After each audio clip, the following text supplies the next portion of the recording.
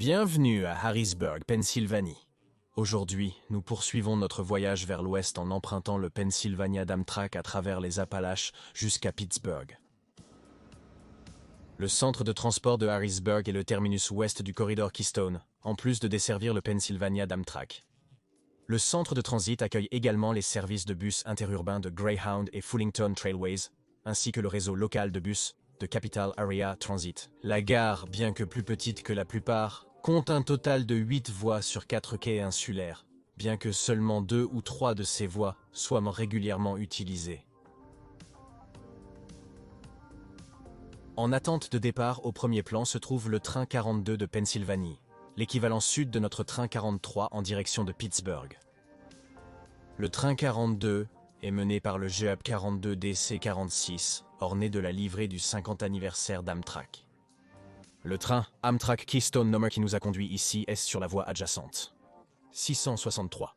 Si vous n'avez pas vu cette vidéo, cliquez sur le lien en haut à droite ou dans la description pour la voir. À 13h05, le train 42 démarre son retour vers New York City.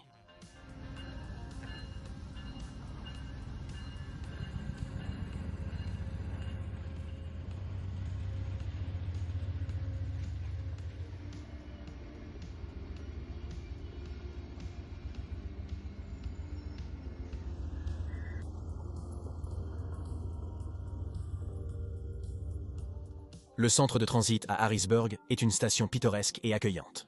Construite en 1887 par le Pennsylvania Railroad, puis reconstruite en 1905 après un grave incendie, la station a très peu changé au fil des années. L'intérieur comporte des colonnes blanches, de nombreux lustres et plusieurs fenêtres. L'intérieur possède des colonnes blanches, de nombreux lustres et un beau sol carrelé.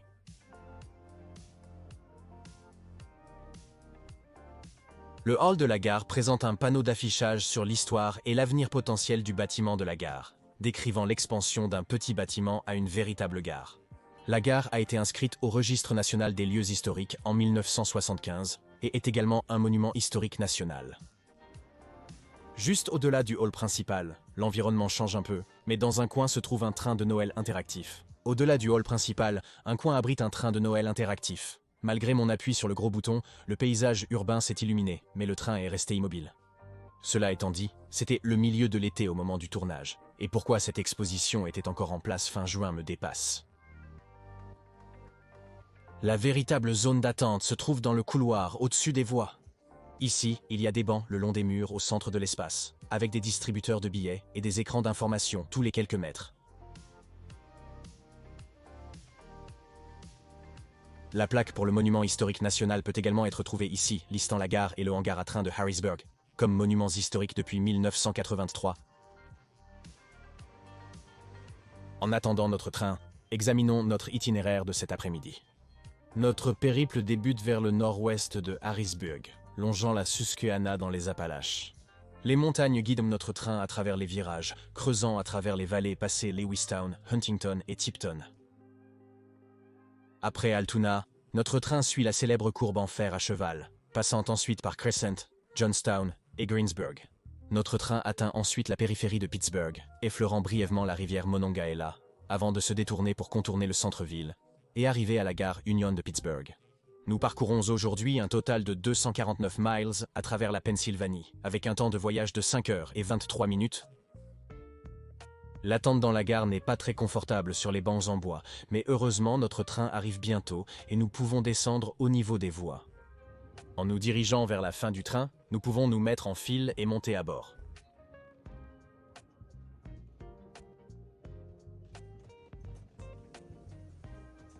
Pour la première fois lors de nos voyages à travers le nord-est, notre voiture est une Amfleet 2 et non une Amfleet 1.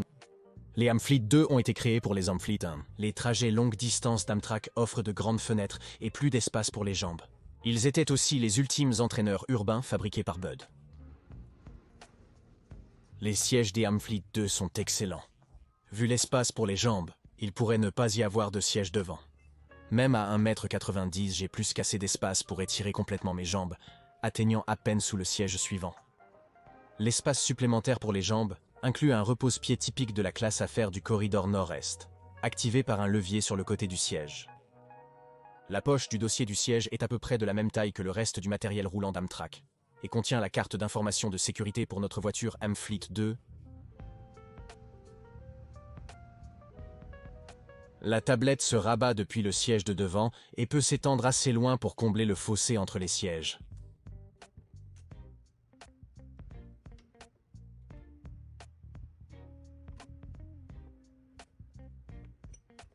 Deux lumières activées par des boutons sont situées au-dessus de chaque rangée. Deux prises sont situées sur le mur sous les fenêtres. Les voitures sont aussi équipées de stores de fenêtres coulissants pour bloquer le soleil si besoin. Les sièges Amfleet 2 comprennent deux méthodes de réglage au lieu de l'habituel. Le bouton supérieur incline le dossier comme sur tous les autres autocars, mais le levier en dessous est utilisé pour le repose-pied, situé sous le siège. Les passagers peuvent sortir le repose-pied de la crémaillère sous le siège. Le repose-pied est considérablement plus long que je ne l'avais prévu et crée une position confortable pour se détendre ou dormir lorsqu'il est combiné avec l'inclinaison du dossier. En actionnant le levier du siège, les verrous se débloquent, laissant le repose-pied se rabattre sous le siège. Après l'arrêt intermédiaire pour fumer, les passagers continuent à monter à bord du train et nous quittons Harrisburg, commençant notre voyage de 5h30 à travers les montagnes des Appalaches.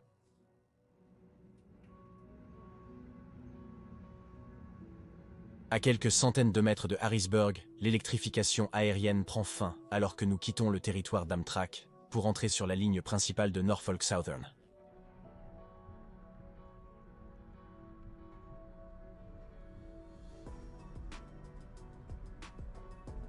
L'Urbane Harrisburg devient rapidement la luxuriante campagne de Pennsylvanie.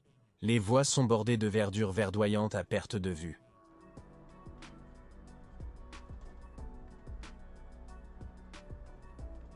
Le conducteur a vérifié nos billets dans la voiture. Après leur scan, il m'a dit que nous avions des billets pour la classe affaires, pas pour la seconde classe. Ils ont mentionné que je pouvais rester où nous étions déjà assis, si je le voulais. Ou je pouvais monter dans le wagon de classe affaires à l'avant du train. Impatient de découvrir ce qui pourrait être vu comme la classe affaires d'un train longue distance, j'ai rassemblé mes affaires et j'ai avancé. Passer par la voiture café révèle la réalité de la situation. Le wagon à l'avant du train était certainement de classe affaires. Cependant, le wagon était en réalité un Amfleet 1, le même que celui vu sur les trains régionaux du Nord-Est. Les sièges de classe affaires ne sont pas mauvais, mais pas ce que j'attendais. Il y a près de 30 cm entre mes genoux et le dossier avec beaucoup d'espace sous le siège suivant pour s'étirer.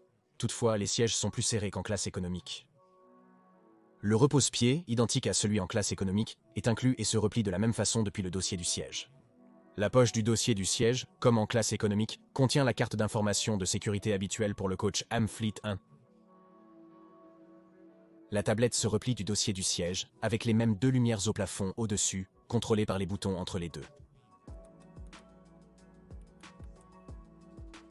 L'alimentation est la même avec les deux prises de 120 volts situées sur le mur. Bien qu'on les nomme classe affaires, ces sièges sont en fait moins confortables que ceux en classe économique. La distance réduite entre les rangées réduit l'espace pour les jambes, rendant le repose-pied inutilisable pour les grands passagers. Le pas de siège plus court signifie que le repose-jambes a également disparu, ce qui réduit le confort général. Certainement pas ce que j'appellerais la classe affaires. Ce à quoi je m'attendais, ce sont des sièges comme les grands fauteuils en cuir que l'on voit dans les voitures café de classe affaires sur les services de corridor. Ces sièges seraient une amélioration par rapport à ceux de la voiture Amfleet 2 disposés en configuration 2x1 avec des coussins plus confortables que le reste de la flotte. Les Appalaches s'élèvent à l'horizon pendant que notre train progresse sur la voie principale à 3 voies, dépassant les trains de marchandises.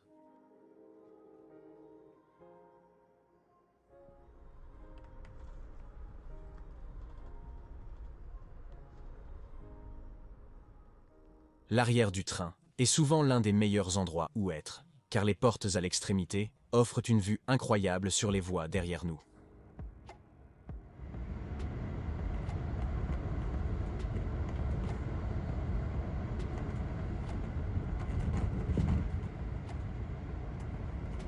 Altoona est notre prochain arrêt, et le dernier arrêt avant d'atteindre la section la plus belle de ce voyage de loin. Un rapide échange de passagers plus tard, et nous sommes en route. En continuant hors d'Altoona, nous remontons dans les montagnes, nous faufilant autour du lac Altoona et des débuts de la courbe de Horseshoe. La courbe de Horseshoe est l'une des sections de voie les plus connues aux États-Unis, avec son virage à rayon extrêmement serré à peine inférieur à 200 mètres soit 650 pieds. La voie courbe à ce rayon constant sur un impressionnant 220 degrés totalisant 2370 miles. La courbe a été construite pour la première fois en 1854 pour réduire la pente vers l'ouest à travers les montagnes Allegheny, avec le parc d'observation à l'intérieur du rayon construit peu de temps après en 1879.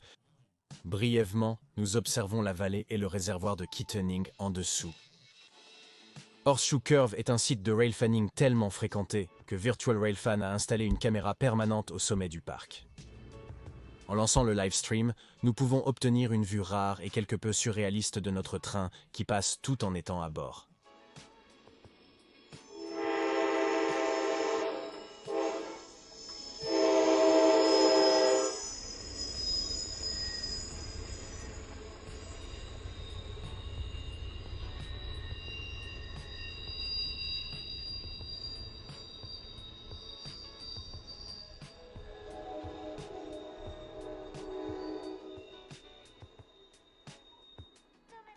Juste au tournant, je ne m'attendais pas à voir des wagons à colonnes vertébrales renversées portant des remorques FedEx. Un peu de recherche révèle que ce sont en fait des voitures restantes du déraillement de Norfolk Southern du 7 juin 2021. Notez que ce déraillement a eu lieu en 2021 et que cette vidéo a été filmée plus d'un an plus tard, fin juin 2022. Le fait que ces voitures soient toujours là est stupéfiant. Mais au moins, elles sont vides, donc personne ne manque de colis. Si vous appréciez la vidéo jusqu'à présent, j'apprécierais vraiment que vous cliquiez sur les boutons j'aime et abonnez-vous en bas. C'est gratuit et soutient vraiment la chaîne. N'hésitez pas à visiter le Patreon de la chaîne si vous le souhaitez. Les mécènes sont mentionnés dans la vidéo, ont accès à des contenus exclusifs hebdomadaires et peuvent voter pour les prochaines vidéos. Si ces avantages vous intéressent, cliquez sur le lien ci-dessus ou dans la description pour plus d'informations. Notre trajet serpente, offrant de splendides vues sur les vallées des Appalaches.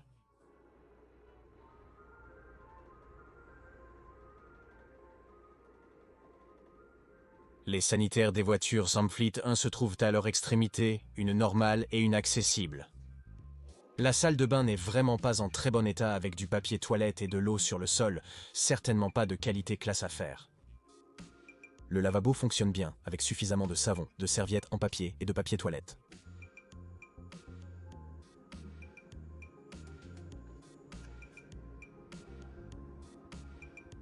Les prises de 120 volts près du lavabo fonctionnent, mais leur efficacité est incertaine. La salle de bain, c'est simplement ça, une salle de bain. Ce n'est pas super chic, mais ça fait l'affaire. Cela dit, un nettoyage et un rafraîchissement rapide seraient très appréciés. À ce point du voyage, ayant assez faim, il était temps d'aller au wagon-café pour déjeuner. Amtrak offre des collations, des boissons et quelques options de repas pour le déjeuner et le dîner au bar. La sélection spécifique fluctue et a changé récemment suite à la rénovation par Amtrak de leur menu de café sur les trains longue distance aux États-Unis. J'ai choisi une option plus saine, le bol de salade fraîche du Sud-Ouest, plutôt qu'un sac de chips. La qualité du bol m'a agréablement surpris. La laitue croustillante et fraîche, accompagnée de légumes hachés et de chips de sel de mer, a constitué un repas copieux. Je ne m'attendais pas à grand-chose quand j'ai choisi une salade, et pour 9 $, je m'attendais à une arnaque totale. Mais j'ai été agréablement surpris. Était-ce encore un peu trop cher? Oui, c'était un meilleur rapport qualité-prix que prévu. Donc, si vous voulez quelque chose de plus léger et sain, je recommande fortement le bol. En déjeunant à travers les Appalaches, examinons quelques statistiques de notre train. Notre train cet après-midi est le numéro 43 d'Amtrak Pennsylvania. Il est alimenté par le GE Genesis P42DC numéro 113. Chaque P42DC est alimenté par un moteur GE FE 16 produisant 4200 chevaux propulsant les trains à une vitesse maximale de 110 miles par heure. Les Amfleets forment la majorité des trains Amtrak sur la côte Est et le Midwest. Les Amfleets, construits par Budd dans les années 70 et 80, sont inspirés des voitures des EMU Metroliner du Nord-Est. Amtrak a commandé deux types, l'Amfleet, un interurbain, et l'Amfleet de longue distance. Les Amfleet possèdent des portes à chaque bout pour un chargement-déchargement plus rapide. Les Amfleet sont surtout employés sur des services de corridors plus courts, avec de nombreux arrêts intermédiaires à travers le réseau.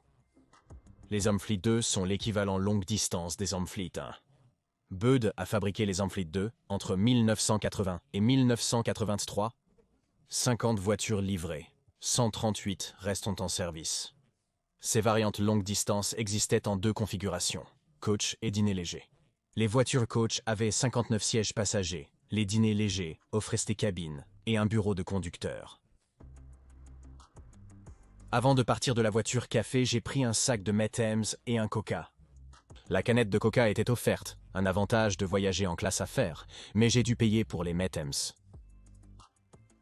Sur le chemin, j'ai aperçu l'unité patrimoniale de Norfolk Southern.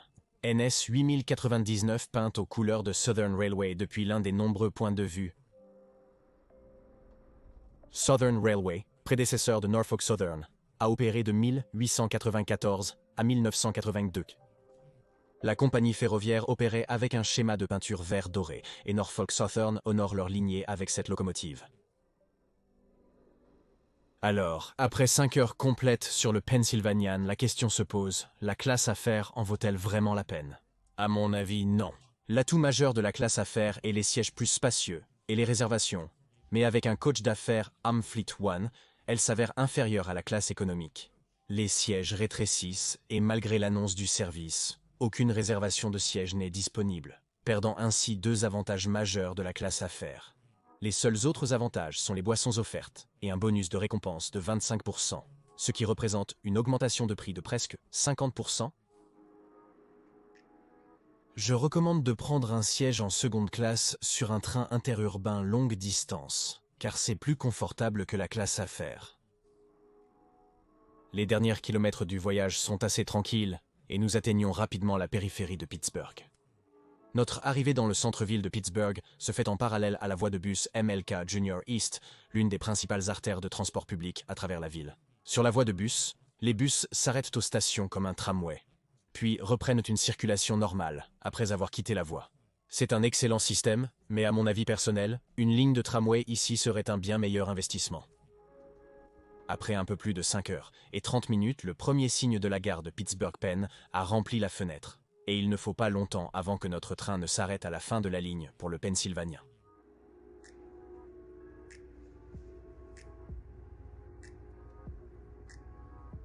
Nous descendons de la voiture, prenant nos affaires, à Pittsburgh, Pennsylvanie.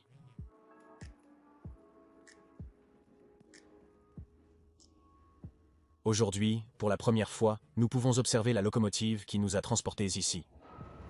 Le P42DC numéro 113 a pris la tête aujourd'hui, suivi d'un seul wagon à bagages CAF avec 6 Amfleets à la remorque.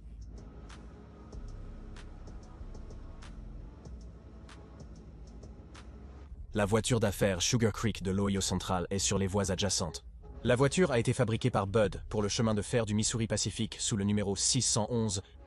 Le wagon a été livré en septembre 1949 en tant que wagon-lit léger et a été utilisé sur le Colorado Eagle.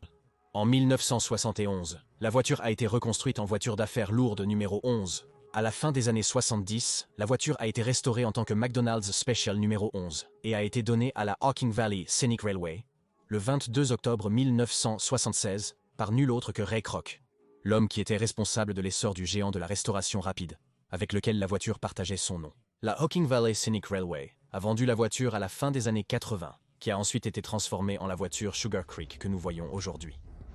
C'est seulement une brève histoire d'une si belle voiture, et si quelqu'un a plus d'informations concernant le coach, alors veuillez laisser un commentaire ci-dessous. On dirait que c'est la voiture la plus célèbre. Elle a peu de traces de son passé, notamment son passage avec le HVSR comme McDonald's Special, j'aimerais en savoir plus. Nous continuons notre voyage vers Chicago avec le Capital Limited d'Amtrak. Nous avons fait ce voyage dans l'une des chambres accessibles d'Amtrak, la plus grande chambre que Amtrak a à offrir. Cette vidéo, mise en ligne il y a quelques mois, est accessible via le lien en haut à droite ou dans la description ci-dessous si vous l'avez manqué. Après un voyage accompli et un bref aperçu de l'histoire du chemin de fer, il est temps de conclure la vidéo d'aujourd'hui. La semaine prochaine, nous reprendrons l'air pour un vol Atlanta-Londres Heathrow sur un Boeing 767 de Delta.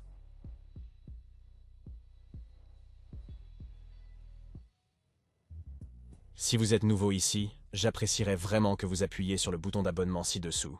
C'est gratuit et soutient réellement la chaîne. Plus de contenu incroyable à venir, restez pour en voir plus.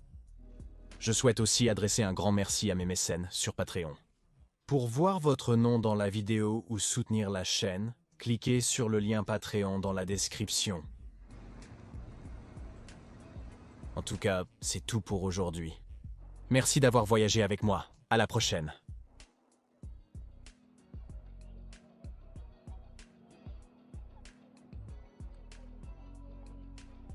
Merci d'avoir regardé.